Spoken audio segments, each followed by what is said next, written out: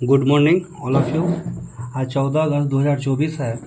तो आज का हम लोग करंट अफेयर देखेंगे। यह करंट अफेयर न्यूज़पेपर से निकाला गया करंट अफेयर है, जो आपके आगामी परीक्षा है उसके लिए काफ़ी इम्पोर्टेंट रहेगा। जिसमें पहला है, नालंदा विश्वविद्यालय के प्रति जागरूकता लाने के लिए रेलवे ने ट्रेन के इंजन का नाम रखा है नालंदा। यानी नालंदा विश्वविद्यालय, जिसकी 2024 में मोदी जी ने क्या किया, वो शिलान्यास किया कि इसको बढ़ावा देने के लिए, वैसे ही बढ़ावा देने के लिए रेलवे का इंजन का नाम क्या रखा गया, नालंदा रखा गया। नालंदा विश्वविद्यालय की स्थापना कुमार गुप्त ने किया था 5वीं शताब्दी ईसा पूर्व में। गुप्त काल को भारत का इतिहास का स्वर्णिम काल के रूप में भी जाना जाता है। तो ये पहला क्वेश्चन था, नालंदा विश्वविद्यालय को जागरूकता लाने के लिए क्या रेलवे क्या करेगी, नालंदा नाम का ट्रेन इंजन बनाएगी। ठीक है, चलिए नेक्स्ट क्वेश्चन हम लोग चलते हैं। दूसरा, गया में बनेगा एमएसएमई टेक्नोलॉजी सेंटर। यानी जो एमएसएमई है, मतलब सूक्ष्म और लघु उद्योग मंत्रालय है, इन्होंने क्या किया कि जो कुटीर उद्योग करना चाहते हैं और उस कुटीर उद्योग से रिलेटेड जो भी हैं उनको प्रशिक्षण दिया जाएगा, किस प्रकार से ये किया जाता है उसका सब कुछ क्या किया जाएगा, मतलब यहाँ पे सेंटर हब बनाया जाएगा। एमएसएमई मंत्री कौन है, जीतनराम मांझी हैं, बिहार के ही हैं जीतनराम मांझी। चलिए नेक्स्ट क्वेश्चन, समुद्र से डीएनए एकत्र करेगी ईवा रोबोट मछली।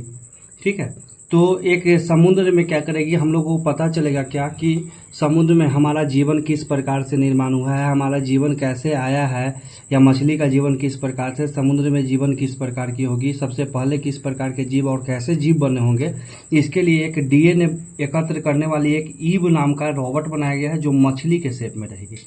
ये समुद्र के नीचे जाएगी और क्या करेगी, वहां से डीएनए को जमा करेगी और पता चलेगा कि कैसे हम लोगों का क्या हुआ है, कि जो मछली का निर्माण हुआ है या धरती पे जीव किस प्रकार से आए हैं।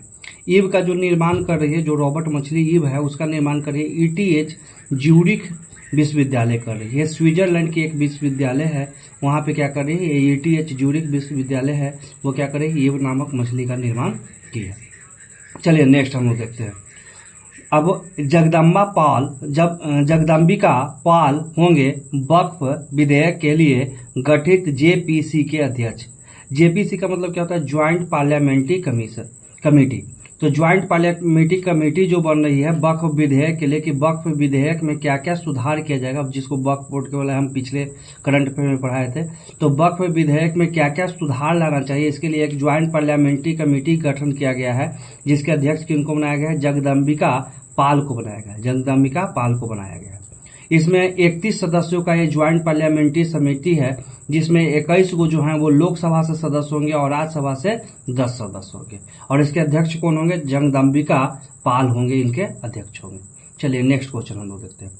पैरा शटलर प्रमोद भगत को विश्व बैडमिंटन संघ ने किया 18 महीने के लिए निलंबित। यानी पैरा शटलर जो थे, पैरा शटलर जो थे, उसमें क्या हुआ था, एक प्रमोद भगत करके ये क्या थे, बैडमिंटन खिलाड़ी थे। ये क्या हुआ कि डोपिंग के वजह से, डोपिंग एक होता है जिसमें बहुत ज़्यादा हाई मात्रा में कोई नशा कंज्यूम कर लिया जाता है, उसको डोपिंग किया जाता है।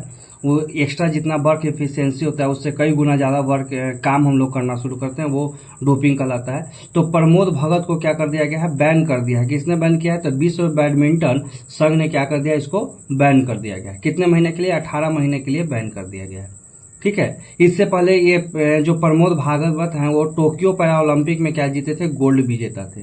गोल्ड टोक्यो पैरा ओलंपिक जो हुआ था, पैरा ओलंपिक हुआ था, उसमें क्या ये जीते थे, गोल्ड जीते थे। ठीक है, इनको क्या क्या डोपिंग के लिए, डोपिंग के लिए क्या हुआ, इनको कर दिया गया था, बैन कर दिया गया है। डीआरडीओ ने कंधे पर रखकर चलाने वाली स्वदेशी एंटी टैंक गाइडेड मिसाइल का सफल परीक्षण किया। डीआरडीओ ने क्या किया है कि एक एंटी टैंक गाइडेड मिसाइल है, गाइडेड मतलब क्या उसको बोलते हैं कि टैंक को उड़ाने वाला एक मिसाइल है, जो एंटी टैंक गाइडेड मिसाइल है। वो क्या है, गाइडेड मिसाइल है। और ये सबसे बड़ा बात कि ये स्वदेशी निर्मित है, यानी भारत के द्वारा ही क्या किया गया है, इसको निर्माण किया गया है, उसका सफल परीक्षण किया गया है। ये मैन पोर्टेबल है, मतलब एक आदमी भी कहीं से यहाँ से वहां करके क्या कर सकता है, लेकर जाया जा सकता है, और कंधा पर रखकर इसको क्या किया जाता है, चलाया जा सकता है। तो ये किसको निर्माण किया है, डीआरडीओ ने किया है। क्या, ये स्वदेशी एंटी टैंक गाइडेड मिसाइल का सफल परीक्षण किया गया। चलिए नेक्स्ट क्वेश्चन देखते हैं। एमपी के कॉलेज में पढ़ाई जाएगी आरएसएस विचारकों की किताबें। एमपी के जो कॉलेज है उसमें बच्चों का या फिर जो स्टूडेंट है उनका सामाजिक विकास हो सके, धार्मिक विकास हो सके, राजनीतिक विकास हो सके, इसके लिए क्या किया जाएगा, मोरल नॉलेज हो सके, उसके लिए आरएसएस विचारक के जो किताबें हैं उसको किया जाएगा, पढ़ाया जाएगा।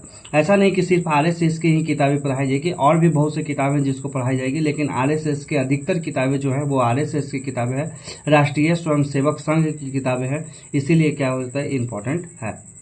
तो एमपी के कॉलेज में पढ़ाई जाएगी आरएसएस विचारकों की किताब। चलिए नेक्स्ट अब हम लोग चलते हैं। शुक्राणु या अंडाणु दान करने वाले का बच्चे पर कोई कानूनी अधिकार नहीं होगा। यानी कहने का मतलब क्या हुआ कि बहुत से आप सरगैसो मदर का नाम सुने होंगे। सरगैसो मदर का मतलब होता है कि पिता कोई और होते हैं और माँ क्या करती है, भाड़ा पर या पैसा लेकर क्या करती है, बच्चे को जन्म देती है। तो वैसे में अगर शुक्राणु या अंडाणु के द्वारा अगर बच्चे को जन्म होते हैं तो बच्चा पे जो शुक्राणु देने वाला या अंडाणु देने वाला उस पर बच्चा पर कोई किसी का, इन दोनों का कोई अधिकार नहीं होगा। ये महाराष्ट्र में मुंबई हाईकोर्ट ने क्या किया, ये फैसला दिया है। चलिए नेक्स्ट हम लोग क्वेश्चन देखते हैं। 9वां क्वेश्चन। भारत में बिकने वाले नमक और चीनी में के सभी ब्रांडों में माइक्रोप्लास्टिक। कहने का मतलब कि भारत में जितना भी नमक और चीनी बिकता है इसमें सब में क्या है, माइक्रोप्लास्टिक है। बहुत पतला प्लास्टिक होता है जो क्या होता है कि आपको बीमारी के लिए क्या है, घातक है। आज हम लोग जितने भी ब्रांड के नमक और चीनी खाते हैं सभी में क्या होता है, ब्रांडों में माइक्रोप्लास्टिक मिला ही मिला है। तो ये क्या है, हमारे लिए भविष्य के लिए बहुत मतलब हानिकारक है। ये कैंसर का एक छोटा सा सूचक के रूप में हम लोग जान सकते हैं कि प्रत्येक दिन नमक का यूज किया ही जा रहा है और उसमें क्या है, ये काफ़ी ज़्यादा हानिकारक हम लोगों का सिद्ध होगा। चलिए नेक्स्ट हम लोग देखते हैं। चलिए अंतिम भी क्वेश्चन है। राष्ट्रीय दुग्ध दिवस के अवसर पर दिए जाएंगे राष्ट्रीय गोपाल रत्न पुरस्कार। एक पुरस्कार है जिसको हम लोग बोलते हैं राष्ट्रीय गोपाल रत्न पुरस्कार। इसको 2014 में शुरू किया गया था। कब शुरू किया गया था, 2014 में शुरू किया था। और राष्ट्रीय दुग्ध दिवस के अवसर पर क्या किया जाएगा, 29 नवंबर को राष्ट्रीय दुग्ध दिवस मनाया जाता है। इसी दिन क्या किया जाएगा, राष्ट्रीय गोपाल रत्न पुरस्कार क्या किया जाएगा, दिया जाएगा। ठीक है, तो आज के लिए बस इतना ही। ये सारे करंट अफेयर है। एक हम लोग क्या करते हैं, जल्दी में क्या करते हैं, इसको रिवीजन कर लेते हैं। ठीक है, तो शुरू करते हैं। नालंदा विश्वविद्यालय के प्रति जागरूकता लाने के लिए क्या करेगी, रेलवे ने ट्रेन का इंजन का नाम क्या रखा है, नालंदा रखा है। गया में बनेगा एमएसएमई टेक्नोलॉजी सेंटर बनेगा। समुद्र में डीएनए को पता लगाकर एकत्र करेगी ईब रोबोट मछली करेगी। जगदम्बिका पाल जो होंगे वो वक्फ विधेयक के लिए जेपीसी गठित हुआ उसका अध्यक्ष होंगे। पैरा शटलर प्रमोद भागवत को विश्व बैडमिंटन संघ ने किया है क्या, 18 महीनों के लिए क्या कर दिया है, निलंबित कर दिया है। डीआरडीओ में लॉन्च किया स्वदेशी एंटी टैंक गाइडेड मिसाइल जो कंधे पर रखकर चलाया जा सकता है। एमपी के कॉलेजों में पढ़ाई जाएगी आरएसएस की किताबें। शुक्राणु या अंडाणु दान करने वाले बच्चों पर माँ का कोई अधिकार या पिताजी का कोई अधिकार नहीं होगा बच्चे पे। बच्चा जिसके पास जाना चाहता है उसके पास जाएगा, जो माँ उसकी होगी उसके पास जाएगा। भारत में बिकने वाले जितना भी नमक और चीनी है उसमें सभी में क्या पाया गया है, माइक्रोप्लास्टिक पाया जाएगा है।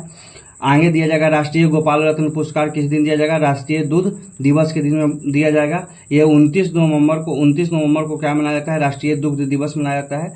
चलिए आज के लिए बस इतना ही। Thank you. आप लोग इस चैनल को सब्सक्राइब कीजिएगा, लाइक कीजिएगा।